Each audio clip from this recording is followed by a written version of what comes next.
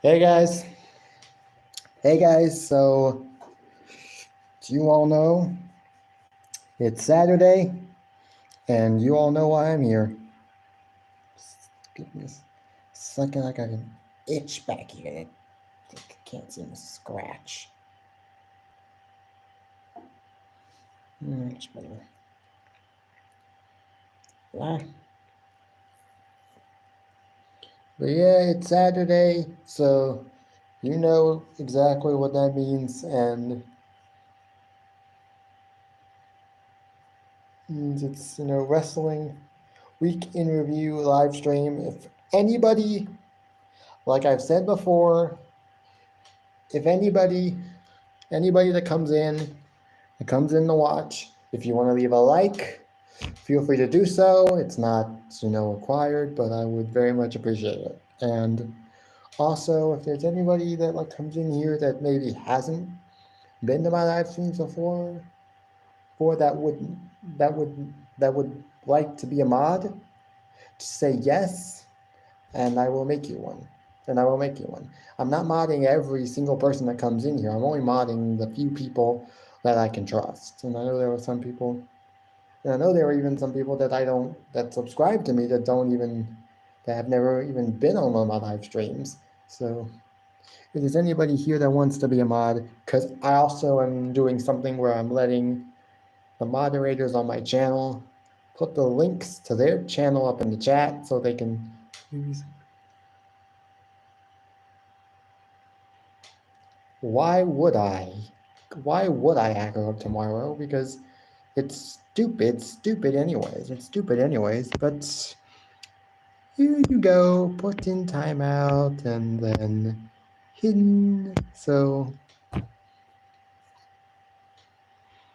sorry, but I have no business. But I have no time. But pardon me, but I don't have time for idiots today. I don't have time for idiots and stupidity and for losers on my channel. I don't have time for it. Go to someone else's channel for that. If you're gonna be stupid, if you're gonna be act like an idiot or a child or whatever, go to someone else's channel. Who cares? Because I'm not here for that. You guys know why I'm here. Wrestling Week in Review live stream. So I'm just gonna go right into it, get right back into it, and let's see, what time is it right now? It's 3:52. I've been live for just over 3 minutes, so hopefully, if I don't end this live stream right at 5, then it's gonna be at anywhere between 5 and 5:10. Anywhere between that. Then, because that's usually when I leave, because I'm at the library, as I always am, in one of these group rooms where and the reason why I'm now using these group rooms because it's now easier for me to go live in one of these rooms without having to lower my voice. So now I can talk as loud as I need to without being too loud and without someone coming in here complaining that I'm being too loud. That's the only reason why I come into these rooms anymore. I'm now coming into these rooms to go live. And as always, you know what I'm drinking. It's Powerade, mixed berry flavor. I think once or twice you've seen me with the fruit punch flavored, but I drink this one. I drink the fruit punch flavored, and I drink the orange flavored too. My sister drinks the grape flavored ones, and then there's one that's I think white cherry. That's Powerade white cherry. I think she drinks that one as well, but I'm not can't remember. But yeah, you guys know why I'm here. I'll just get right into it. I just wanted to let y'all know about how long I plan on going live. I plan on going live for at least an hour, maybe a little more than that, depending on what I feel like it.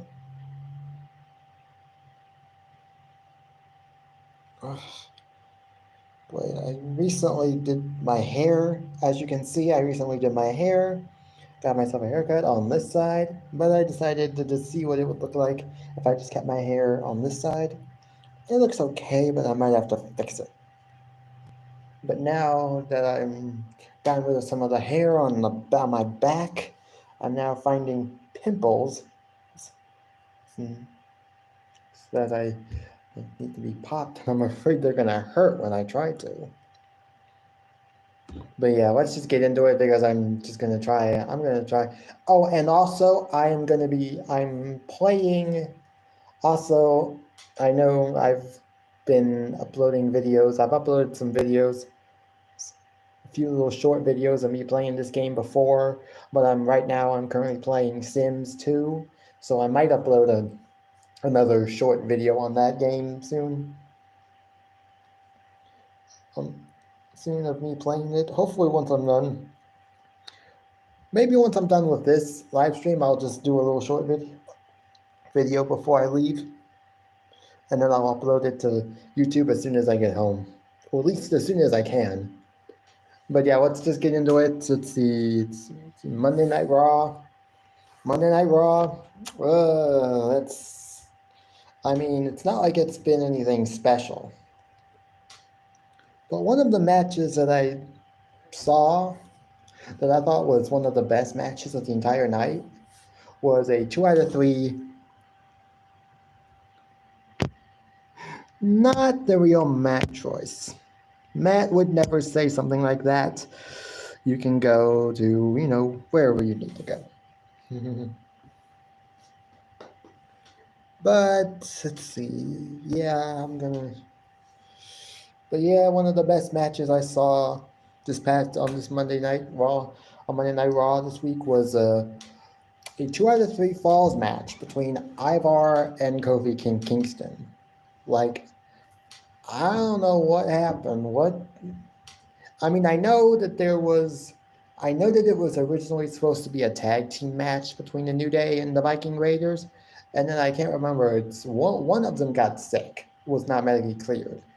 It was originally said to be Xavier Woods, but then people kept saying, no, it wasn't Xavier, it was Ivar, it was Eric, or I think it was Ivar that was in the match, so it was Eric. It was people were saying that it was Eric, when all the news outlets were saying that it was Xavier Woods that got sick. I don't know.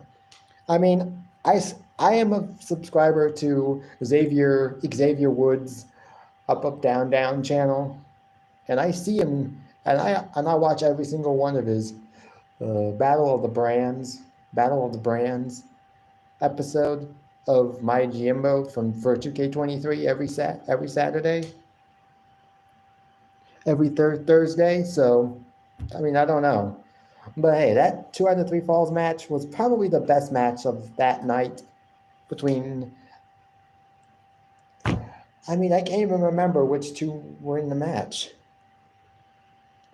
Oh, okay, hey, Danny.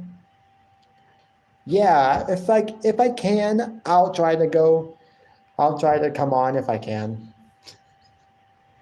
That is if I'm not doing anything else. That is if I'm not doing anything else at that time. Because,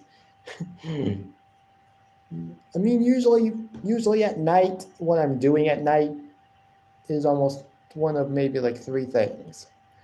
Either I'm on my Instagram account, either I'm on my Instagram, my personal Instagram account that's on this phone, and I'm catching up on some of the people that may have messaged me, because if I haven't been on this Instagram account in a few days, I'll have at least 10 messages from a bunch of people. And so usually I'll either be on Instagram catching up with some of my followers from on here, or I'll either be watching YouTube videos, or I'll be playing games, or I'll be watching a movie or a TV show on my DVD player.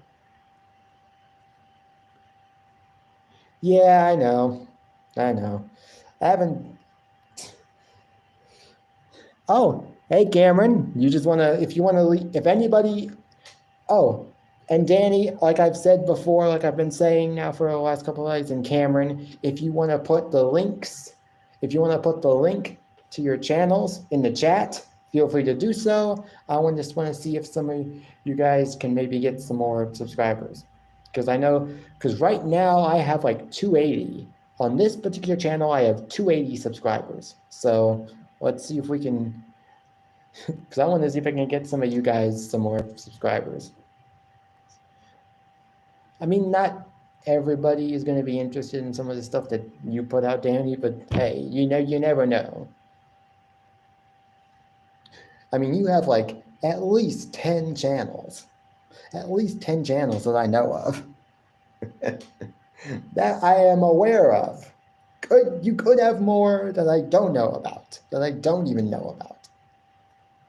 But yeah, Monday Night Raw wasn't like it was anything too special, but like I said, that 2 out of 3 falls match between Kofi Kingston and I think it was Ivar. It was either Eric or Ivar. I can't remember now.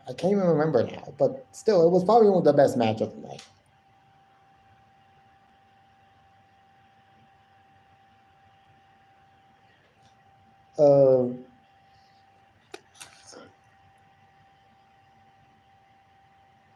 This is how I do it. This is how I stream. Like with the camera just upright. I mean, I don't know.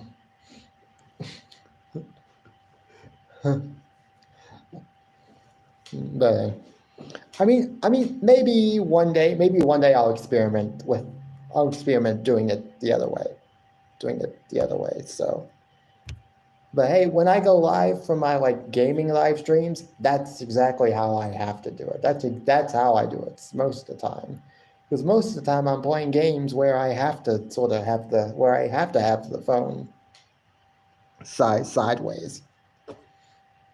And I'll be doing a gaming live stream maybe tomorrow, because I know I did say that I was gonna maybe do one this week, and I forgot to do that. So I will definitely be doing a gaming live stream on Sunday. I'll just do whatever the majority voted on in that last sort of poll that I did, determining what I was originally gonna do on Thursday. I'll just do that tomorrow. But yeah. I mean, let's see, 12 minutes in, Monday Night Raw wasn't really that good. Wasn't like it was good, wasn't really great. Like, I know, like, Danny, you've said it before, today's wrestling, it's not very good. It's not as good as I know it can be. And one of the things I definitely want to talk about are the WWE releases, the talent releases. So maybe I'll just go quickly through most of the shows.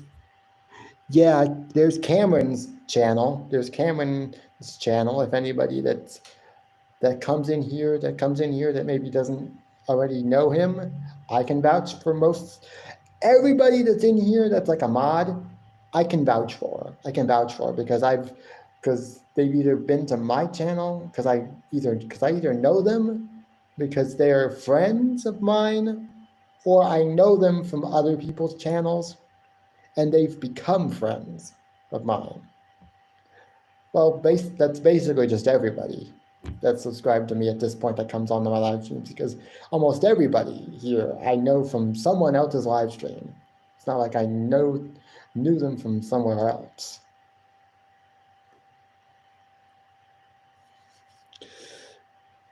But yeah, okay, I guess, I mean, if I had to rate Monday Night Raw this week, it would be like a 6 out of 10, because it hasn't been, because I'm not gonna lie, it's been getting slightly better. The shows have been getting slightly better. It's been getting slightly better, and I'm not gonna lie, it's been better. It's been better, okay?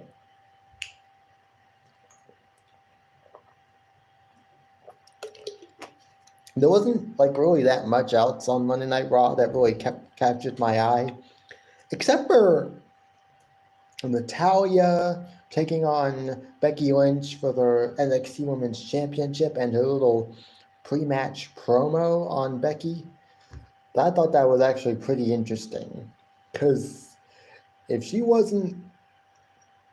that wasn't like a work and that wasn't like her just saying stuff for a storyline, and that was her actually being like pissed off at Becky Lynch for going down to NXT and stealing maybe a spot from some of the other like younger talent, then damn, she really laid it on.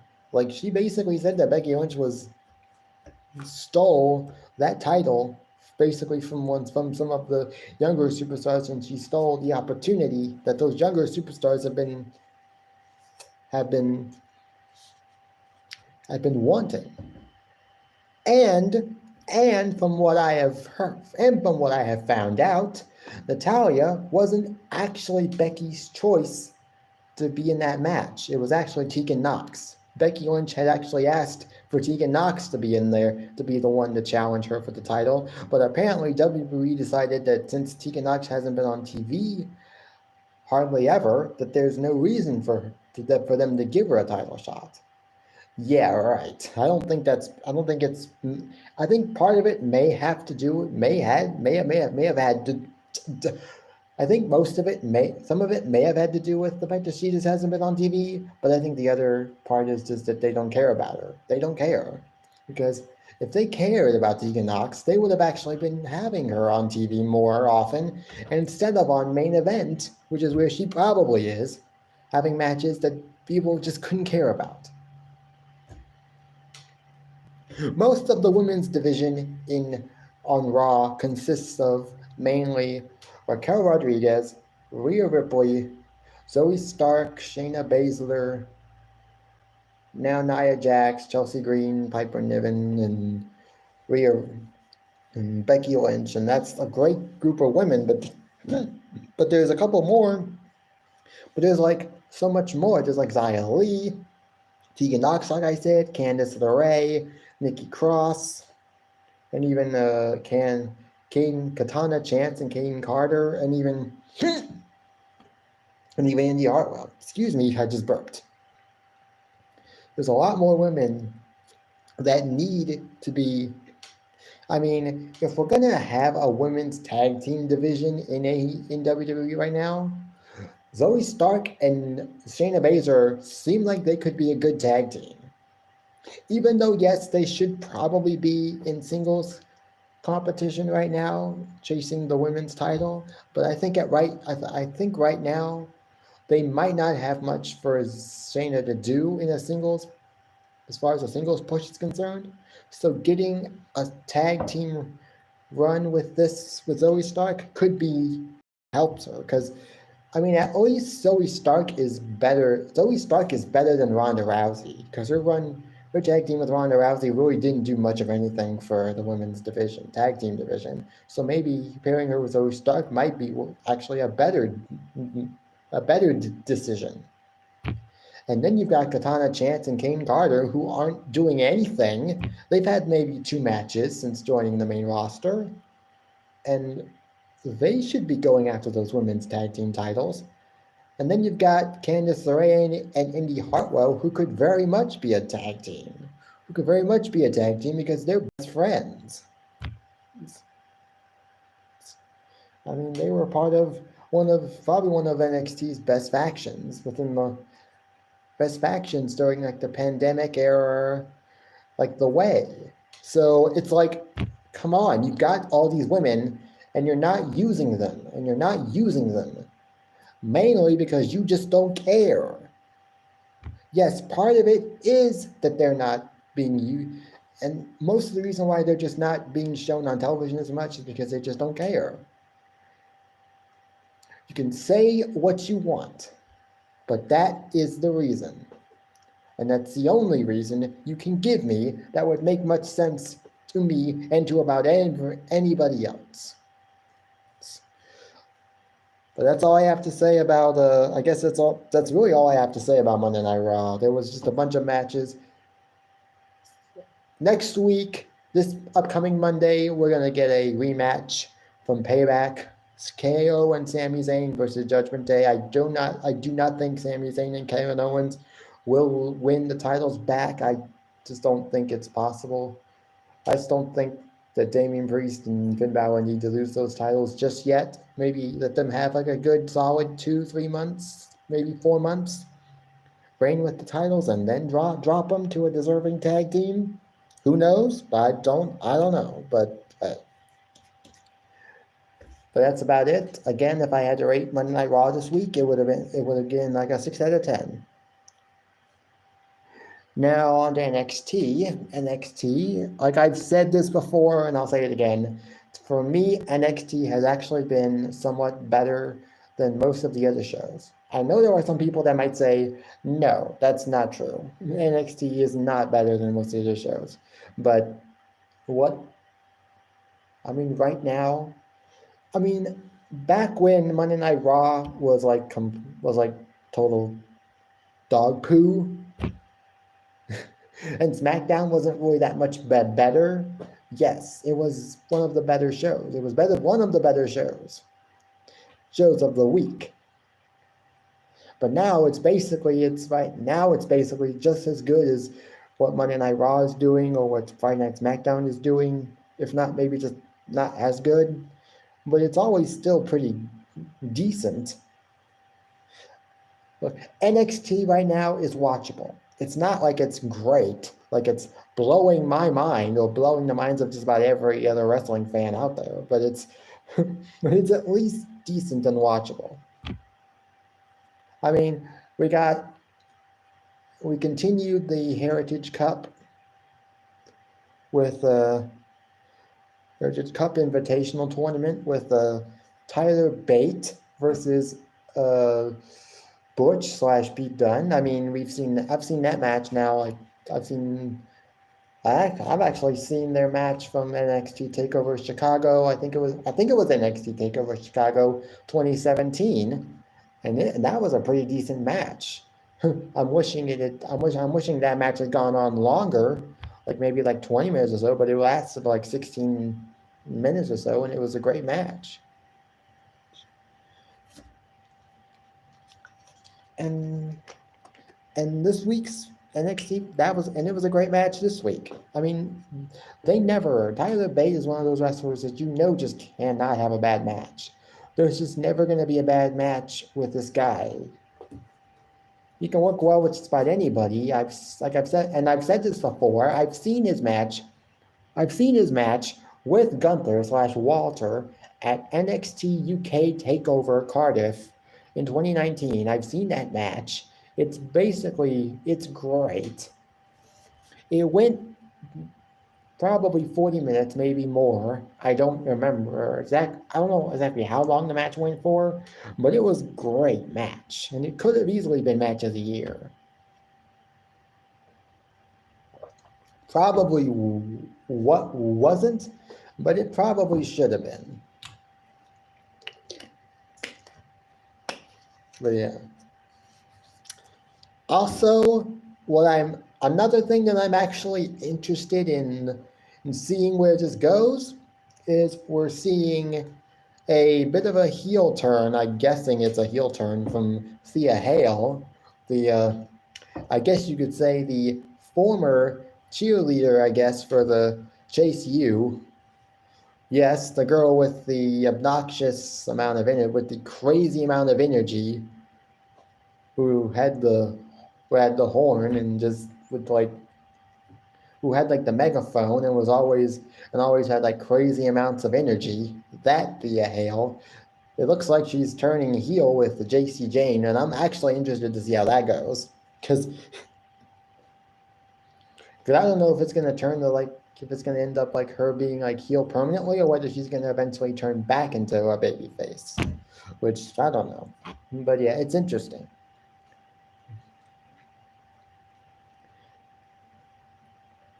And we got a rematch. The rematch confirmed. Tiffany Stratton versus Becky Lynch at No Mercy in an Extreme Rules match for the NXT Women's Championship. So I'm definitely going to maybe see if I can watch that. I'm definitely going to see if I can watch it because now that I'm subscribed to Peacock, I can watch the NXT pay-per-views. I can watch the pay-per-views again if I want to like if I want to, like. But then again, I'll probably just watch it after the pay-per-view's actually done, because I'll probably be doing other things at that time. But now I will be able to watch the pay-per-views on Peacock. The whole entire pay-per-view, not just the matches. Because like I've said multiple times before, and I have plugged this guy's channel for a while now on these live streams, is I have a guy, I'm guessing he's from Spain. I think he's from Spain.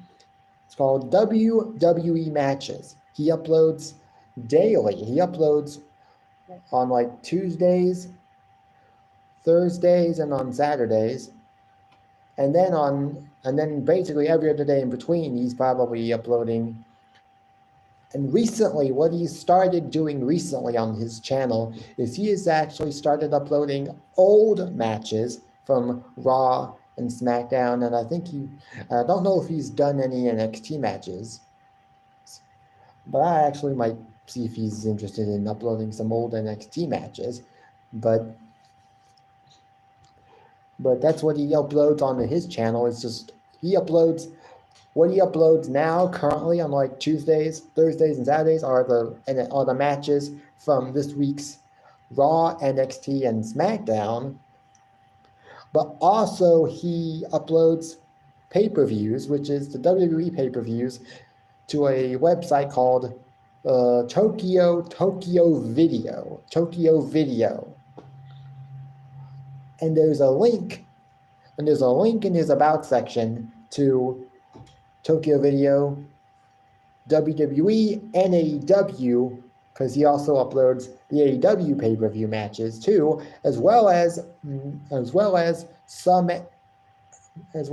pretty much all of the Dynamite matches and segments, and then some Rampage, and then all of the Collision, and now all of the Collision matches and segments. So a lot of great matches. I've seen now I've probably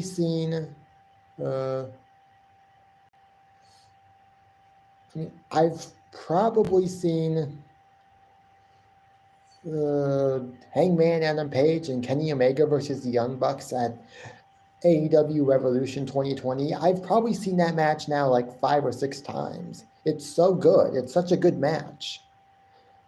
One match that I kind of would like to see from AEW that I haven't seen yet, this guy hasn't uploaded it actually to the Tokyo Video, but I would like to see him do it, is the Kenny Omega versus Pac Iron Man match that apparently they were saying that it's one of the best matches that TNT's ever had, or TBS has ever had, has ever shown. And so I would love to see that match someday.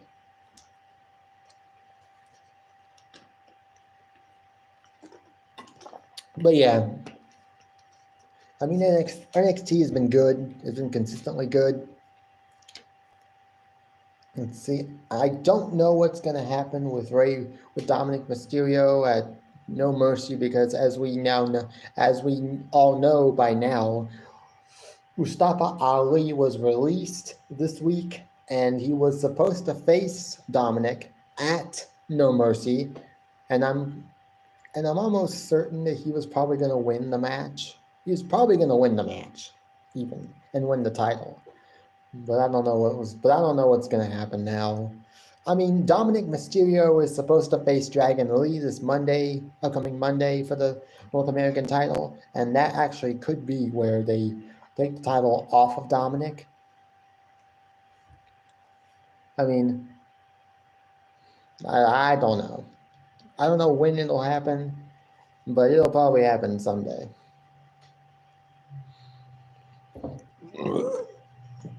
But yeah, if I had to rate to NXT this week, I'd give it a 6.5 out of 10. It was pretty good. It was pretty decent. Not like it was great or anything, but it was pretty good. But it was good. And now AEW Grand Slam. There were some very, very good matches. Some results that I didn't think were going to happen. Some results that I didn't want to happen. And then one very devastating injury that occurred, obviously, with Jon Moxley, and I guess that just couldn't be helped. It just couldn't be helped. I guess congrats to Rey Fenix for winning the International Championship, even though it was not supposed to be the original ending to the match. Jon Moxley was supposed to successfully defend, but because of the concussion he sustained, he wasn't able to. He wouldn't have been able to have another match, at least until he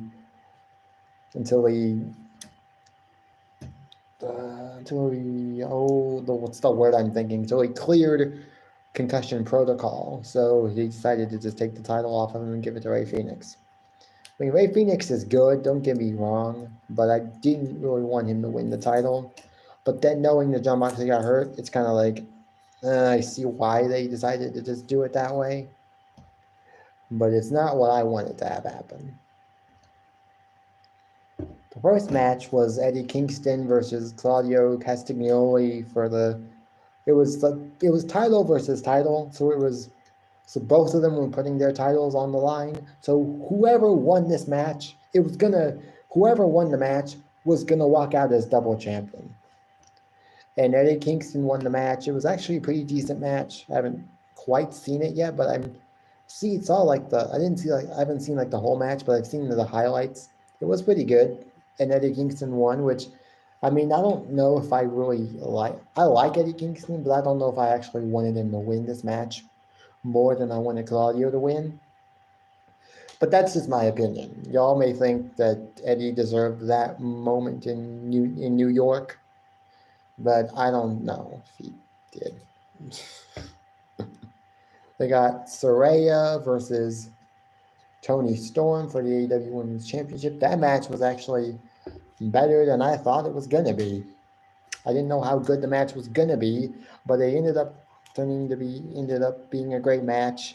Saraya definitely retained, which I thought was going to happen, which I actually thought was going to happen, because I didn't think Saraya was going to actually lose the title so shortly after winning it. And it does look like that Toni Storm is out of the Outcasts, but it's okay.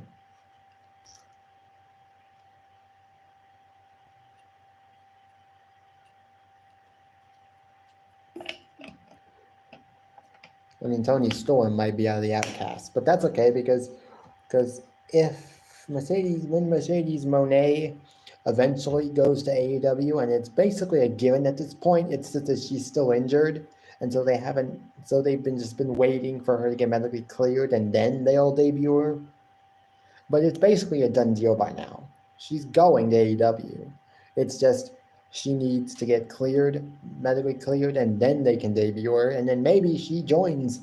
Maybe she's the one that takes Saraya's spot. I mean, her and Saraya have a lot of history, because we all know Sasha Mercedes was the reason that Saraya was out of action for 5 years, for 5-6 years, and for 5 years, and was basic. She's the reason Saraya had to retire in 2018, and was retired for basically 4 years, maybe more than 4 years. But from what I've heard, they pretty much since then have basically buried the hatchet. They're basically friends, so it would make sense for her to join the Outcasts, given the history between her and Saraya.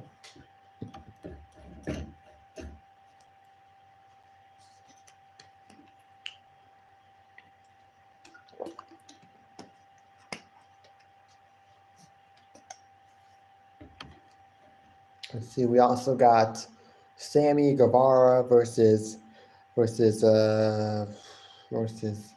versus Chris Jericho. I'm not, actually, to be honest, I'm not happy that Chris Jericho won. I thought Sammy Guevara deserved that win against his mentor, and then I guess Sammy was mad and upset that Chris Jericho had beat him. Had beat him, so he decided turn heel, join Don Callis.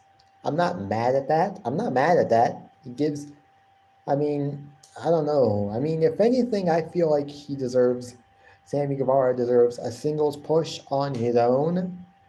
Because at this point, we're just trading Chris Jericho for Don Callis at this point. Because now Sammy's still basically still being managed by somebody, basically. And he's still basically under someone's shadow, Don Callis, but I guess with this, he's have a better chance to shine. I don't know. That was my take on that match. It was a good match. It was definitely a good match for what it was. They definitely gave it their all, both men. Chris Jericho hasn't missed a step, missed a beat or anything. He's still one of the best that I've seen. Still one of the best right now. And even Billy Gunn, and Billy Gunn's actually older than Chris Jericho, and he looks to be in even better shape than Chris. And seems to be just as good, if not better, than Chris. And he's part of the trios champions with the Acclaim. That's great. Then let's see, that's the four matches. We got Rey Fenix versus Jon Moxley again for the International title. I didn't exactly want Rey Fenix to win, but then knowing that Chris Jericho had gotten the concussion, I understand why they decided to just give Rey Fenix the win. I'm not happy about it, but it is what it is. And then we got Samoa Joe versus MJF in the main event. Again, I was not happy that Samoa Joe didn't win. I wanted Samoa Joe to just choke MJF MJF's lights out. Because I know he can do it. And the way MJF won the match was he used an illegal object to help choke out Samoa Joe. I'm guessing Samoa Joe respected what he did. MJF basically said that by the end of the match he was going to choke Samoa Joe out, and he did. It's just that he didn't. It's just that he had to use an illegal object to help him do it, which I'm not exactly happy about. But the people seem to like him now. But he basically cheated, and yet the people love him for it. I don't know about that. Maybe he's just getting that. I mean, it's not the Undertaker. It's not like an Undertaker. Well, what I've said before, which is like an Undertaker reaction, which is what I'm now coining, basically. My own phrase called the Undertaker effect, where it doesn't matter what your role is as a heel or babyface, they just can't boo you. It's happening right now with LA Knight, and I think this reaction is kind of like a Eddie Guerrero kind of vibe, because he's basically, that's what Eddie Guerrero was, like a lie, cheat, and steal. And whatever he had to do to get a win, he was willing to do just about anything. And for most of the time, he was actually getting cheered for it because they liked it. I mean, I'm guessing it's just that they liked his opponents way less than they liked. It's just that they mostly hated his opponents. So it was like, we like Eddie Guerrero, even though he cheats.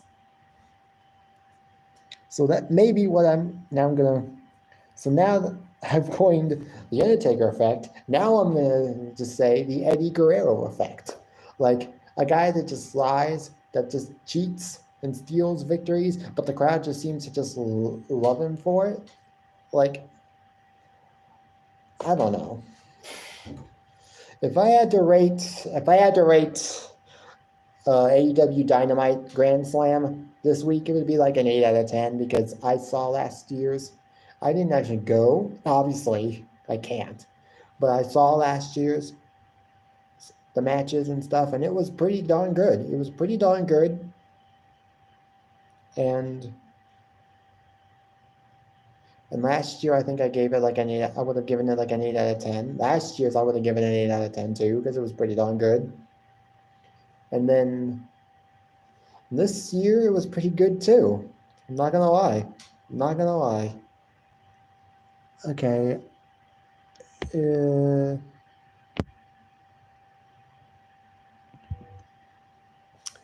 Just want to ask you guys, can y'all type in the live chat? Because I know the last comment that's being shown is Cameron putting the link to his channel in the chat.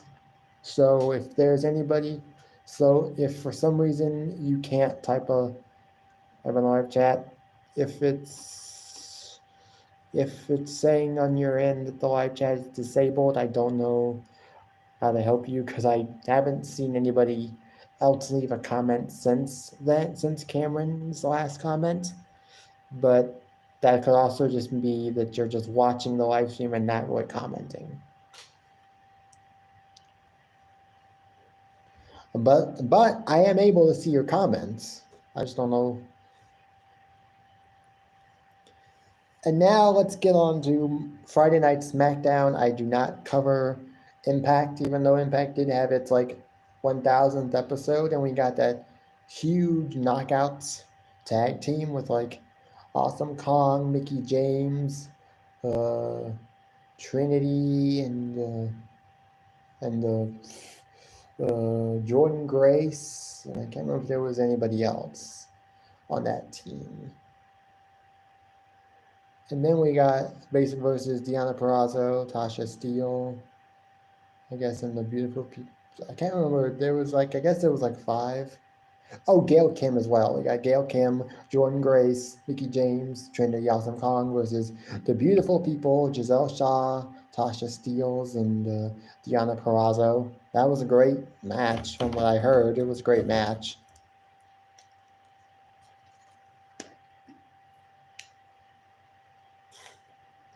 And now I am almost completely 100% certain that Gail Kim should never wrestle again. No offense, it's just that I think she's definitely better just not being in the ring anymore. Not that she doesn't still have it, it's just that I think it would be better for her. Well, Mickie James can certainly still go.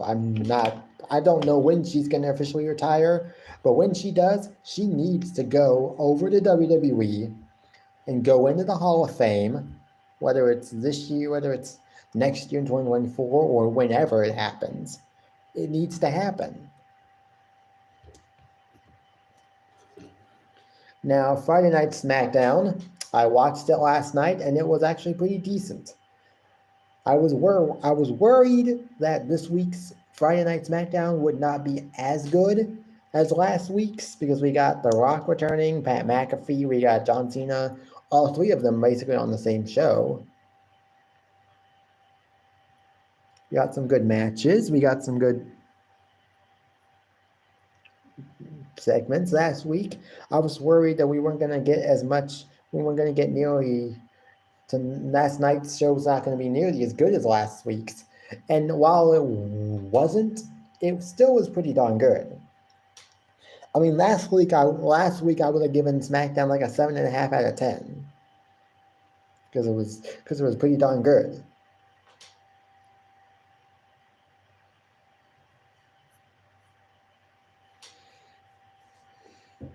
But yeah, and we got the main thing we got out of last week was a beatdown from the Bloodline on both AJ Styles and John Cena.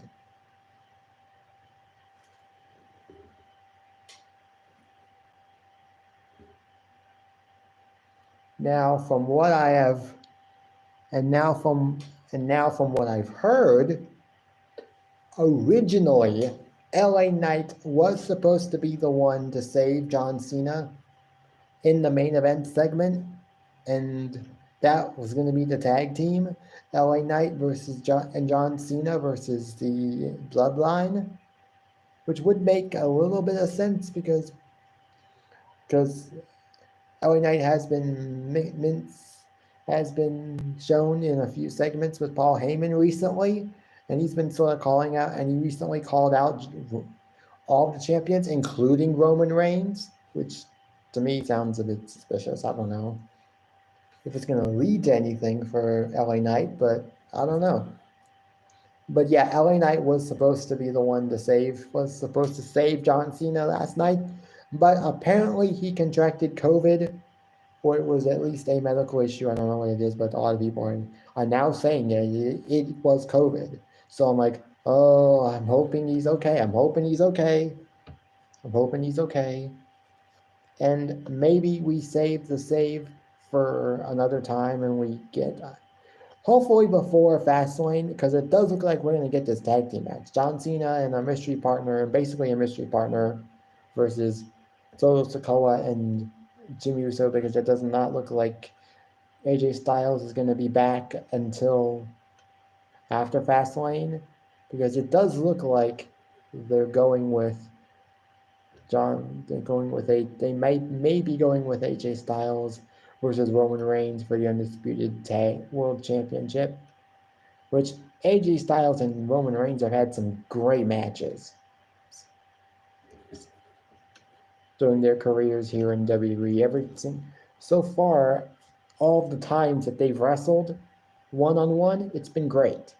It's been a great match. So I'm definitely looking forward to seeing this match between AJ Styles and Roman Reigns in a feud. Obviously, AJ's going to lose because there's no way he's going to lose the titles right now, even if it's on a Saudi show. Like, it's not going to happen until WrestleMania. Because I'm sorry, but Cody Rhodes needs to face Roman Reigns.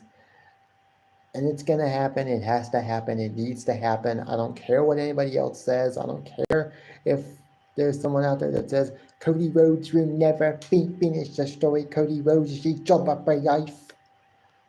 Is a jobber for life. And he'll never be world champion. Never, ever, ever, ever. Yeah. No. No. Your opinion sucks. And you obviously don't know WWE. Because WWE is going to give Cody Rhodes that moment. When, I actually don't know. It should be at WrestleMania, but with The Rock basically saying recently, when he was on Pat McAfee's show, that he's open to working WrestleMania 40 if WWE wants to do it. And then his subsequent coming to SmackDown later that night, which was last week, like,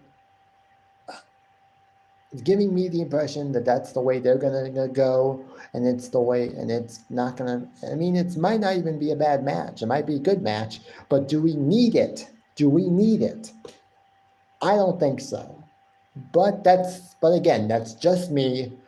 That's just my opinion. You don't have to like it, but you can at least respect it.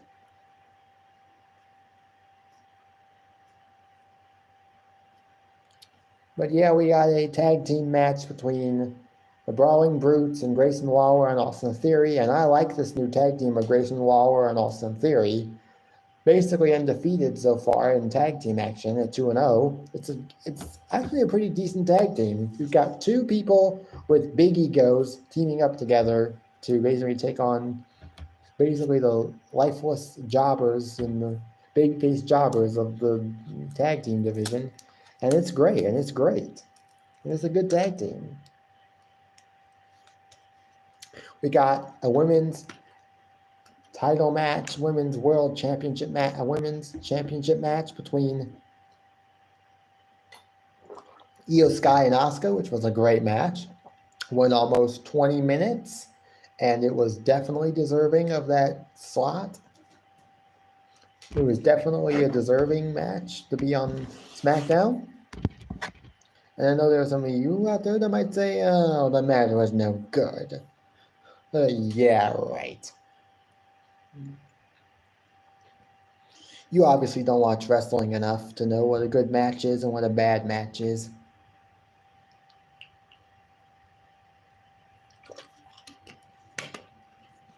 We got a tag team match between the Street Profits and the LWO of Santos Escobar and Rey Mysterio. I mean, it was okay. Maybe, I don't know if the babyfaces needed to win, but it's okay. I like Rey Mysterio. I like Santos. I like the LWO. So it's not like I was mad that they won. But I just feel like I don't know if they really needed that win. I mean, if you're going to present the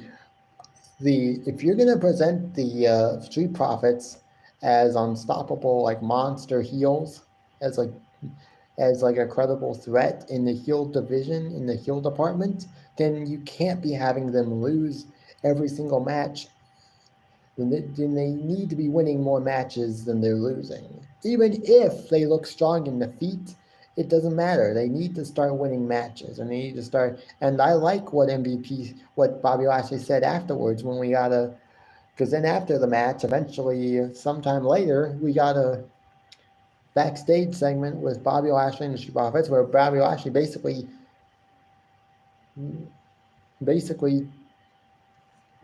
shouted at them and said, "Hey, if you're not gonna show that killer instinct that I want from you, then you can just go back to catering, and I'll get another team, and I'll get another team, and I'll go find another team that's willing to show me that killer instinct."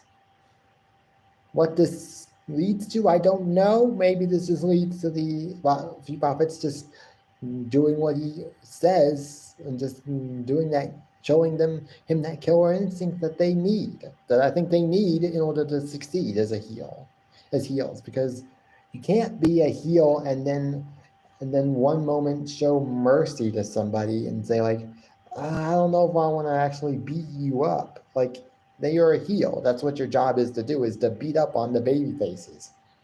And if you're going to show any hesitation, then there's really, what the hell are you doing doing?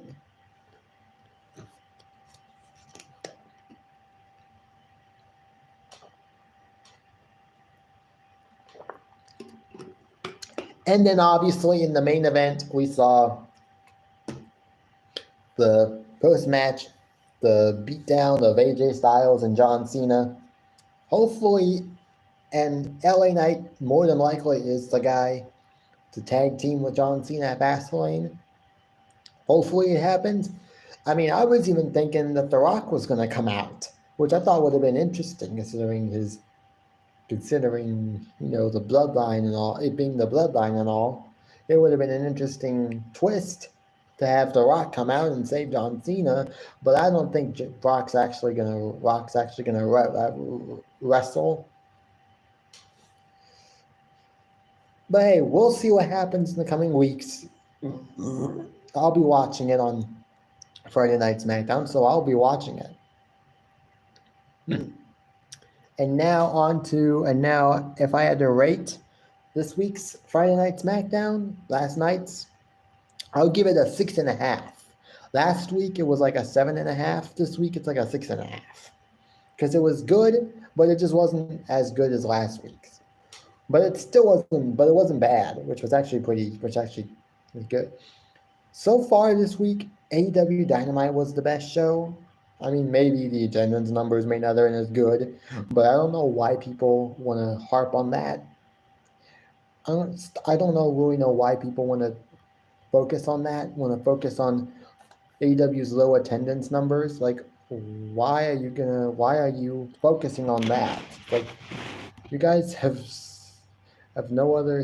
nothing else to do but just, you guys don't really have a life, so you're just gonna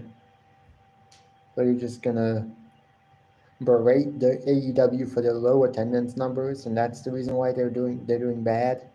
I mean, that's one of the reasons why AEW isn't really doing the best that it can be doing, but I don't know.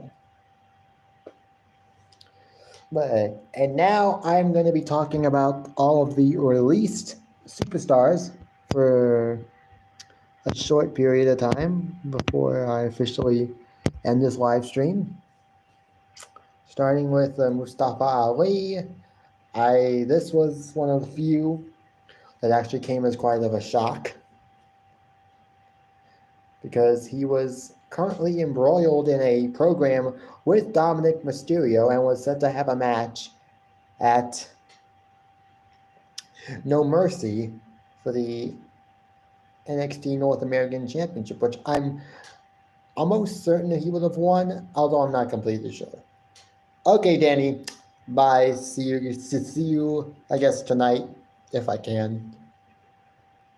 But yeah, I didn't think he was going to get released. He's one of the few that I wasn't sure was going to get released. I didn't think he was going to get released.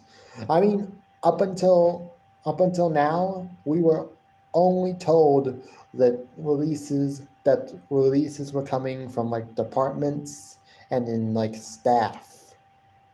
Only staff. From what we heard, only staff was going to get released. And then on Thursday, we get a whole bunch of released talent. So I'm like, okay. And then most of these superstars weren't even on TV or on television within the last couple of months. So it's like, okay. Like Riddick Moss. I mean, it did surprise me. But then also knowing that Paul Heyman actually said, and these were Paul Heyman's actual words. He actually saw potential in Riddick Moss. And when you get someone like Paul Heyman saying that he thinks that he sees potential in a certain superstar, then you should be golden. Because Paul Heyman wouldn't just say something like that unless he meant it. Paul Heyman would never have said that he saw potential in. Paul Heyman would never say that he sees potential in somebody unless he means it. Unless he actually means it and he believes it. So I don't know what happened with Riddick Moss, but I'm surprised. But I am just a little. But now I am a little surprised considering what Paul Heyman said about him. You'd think if you get Paul Heyman's endorsement, that means that you can't get fired, because you've got Paul Heyman basically endorsing you, basically saying, I see big things for this guy. It's just, some of these were surprising. And then Emma, his girlfriend / fiance, which actually didn't surprise me at all, one of the few that actually didn't surprise me, because where has she been? I mean, she's probably been on Main Event. I mean, and even then, she probably hasn't even been on that as very, very much. She may not have even been on Main Event quite as much. So she may not have really been having that many matches at all in WWE. So, and she really only had like one main roster match since returning. And that was the night she actually returned against Ronda Rousey for the then SmackDown Women's Championship that she had.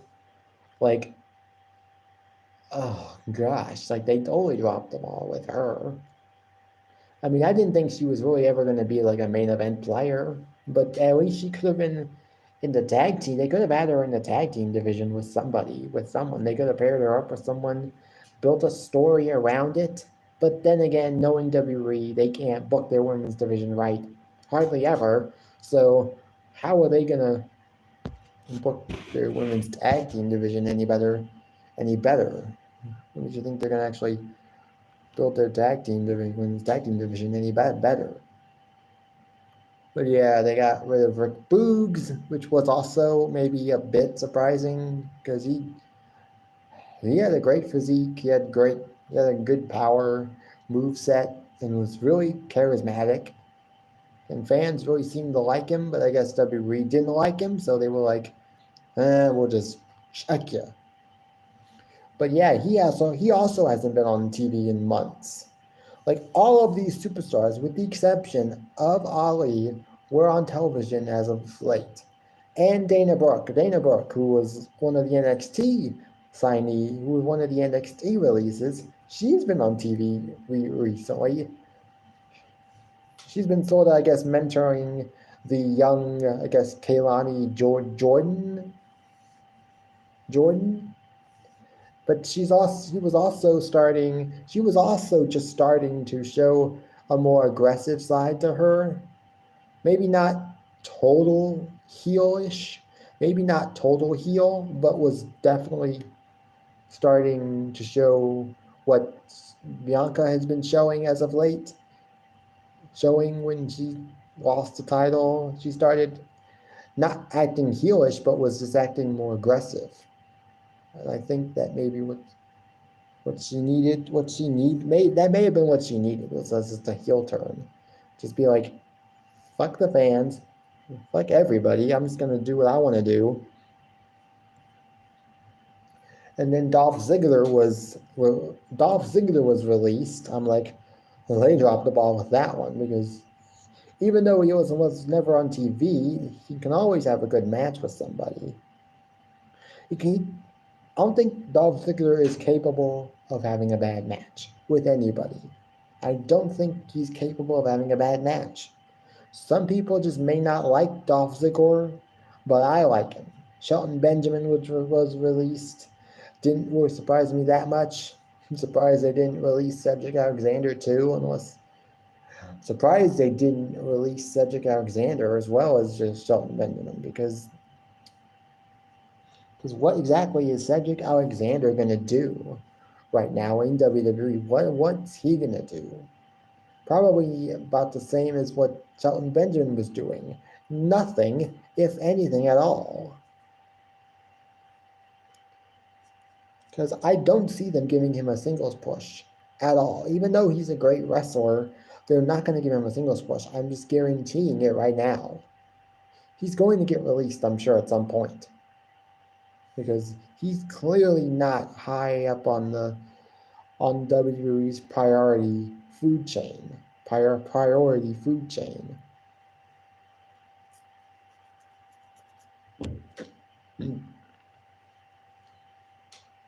Can't remember if there was anybody else who was released that was main roster talent. They had Ali, Rick Boogs, Emma. Oh, Aaliyah was released, former women's tag team champion and the record holder for the quickest win, for the fastest win in WWE history.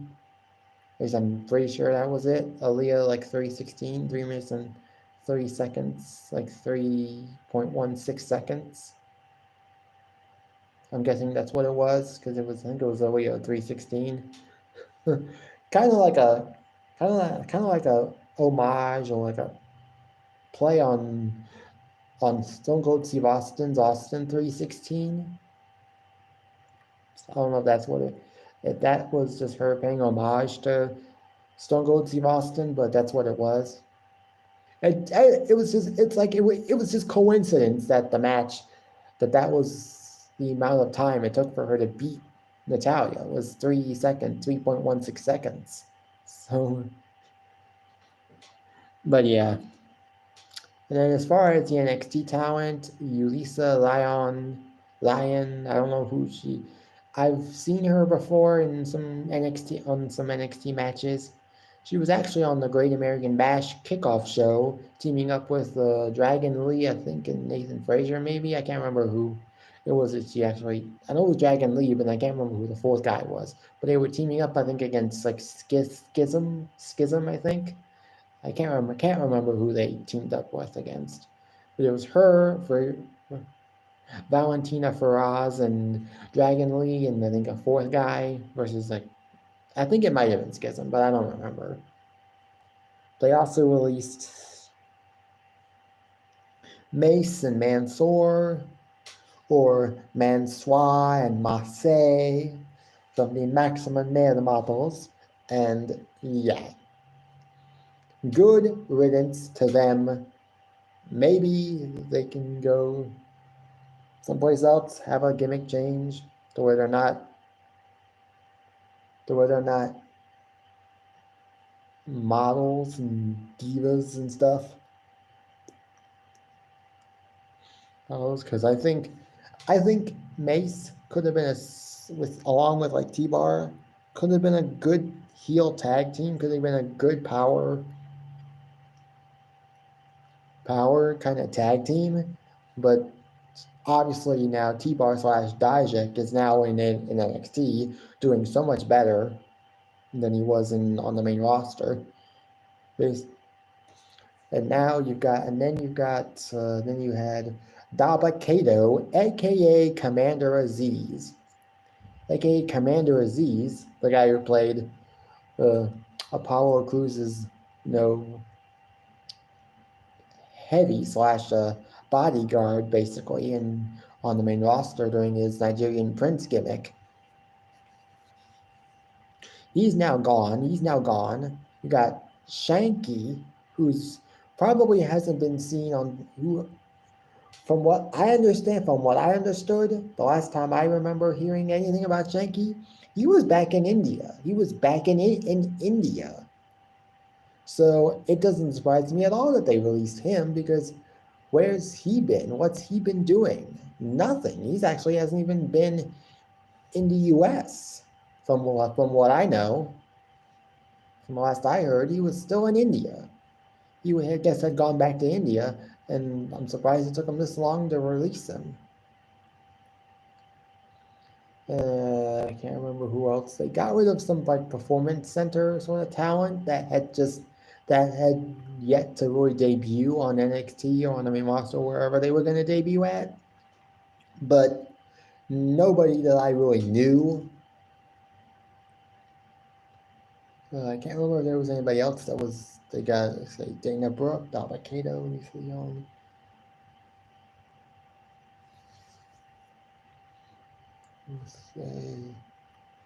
I can't remember if anybody else had been released from NXT, but I can't remember. I just can't remember.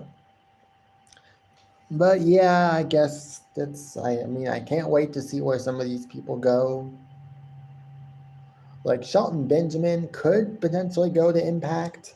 I'd love to see Ali and Dolph Ziggler go over to AEW and become big stars over there. Bigger stars than they were in NXT and WWE.